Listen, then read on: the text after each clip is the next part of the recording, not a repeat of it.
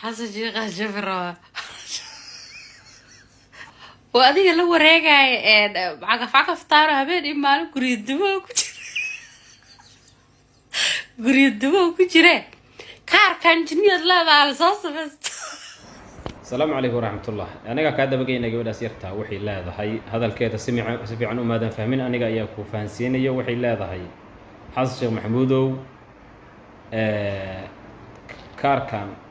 عد بحين وايا لا هاي أو عد بحين يسد يا لقو دورنا يا حدادات كي بركعين يسد يا بريتكو دورة دونا أي لا أنا قاعد كل شيء يو كاجا جو أسوي كاجا جواب ما أنا قاعد كاجا جواب يعيد الدورة نيس وحن توصلوا سوق هذا إن حيل السلاسل boqorkii hore Ethiopia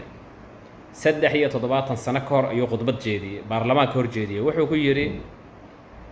biyo xireenku damcay inuu biyo xireenka maanta la daafuray ayuu damcay inuu isagu u xiro marka cadaadis badan oo la saaray awgeed ayuu u joojiyay markaas uu khudbad jeediyay wuxuu ku yiri anigu wax badan waan qabtay wixii aan awoodi waayay ee aan qaba waayay najeelka iga dambeeya ayaa qaba doona record ayuu reebay recordkii maanta Abiy Ahmed ayaa jibiyay oo biyo xireenkii oo fi ballantii xayla salaasi 3 sano ka hor taas waxa dheer xalay khudbad dheer ayuu jeediyay ra'iisul wasaare Abiy Ahmed wuxuu yiri biyo xireenkan waynu ku guuleysan waxa inoo dhiman bad sideen ku heli lahayn waynu helaynaa buu yiri waa qasab anigu haddaan awoodi waa jeelka iga dambeeya ayaa heli doona awlaadayda ayaa heli doonta fursadaas ama awooddaas taas xaga dhig madaxweyne xasan sheekh markuu masjidka ka istaago oo imaamka makaraafka ka qaato wuxuu sheegaa hooyada yaanyada gadaysa inaysan waxba ka quseyn hantigiisa iyo waxyaabo la mid ah oo ka hadlaa waxa kale oo ka hadlaa walaalihiis awlaadiisa dhammaan inay jaamiciyiin yihiin iyo HBM jaamacada shahaadadii inay wataan PhD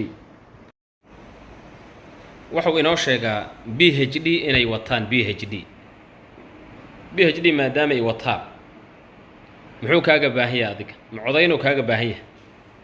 oo og yahay isaga naftiisu inuu soo noqonayo wuxuu wax u xaraashiyo ummadda u baabi'inaya waxa weeye dhowrka bilood ee harsan wuxuu awoodo inuu ka qaato isaga taga meesha mustaqbalkiisa meel buu dhigtay marka ama qosol ama ooy aday ku qusaysaa laakiin aniga ayaa ku jawaab asoo ku jawaab ma aniga qalbigiisa ka soo xigto ku jawaabay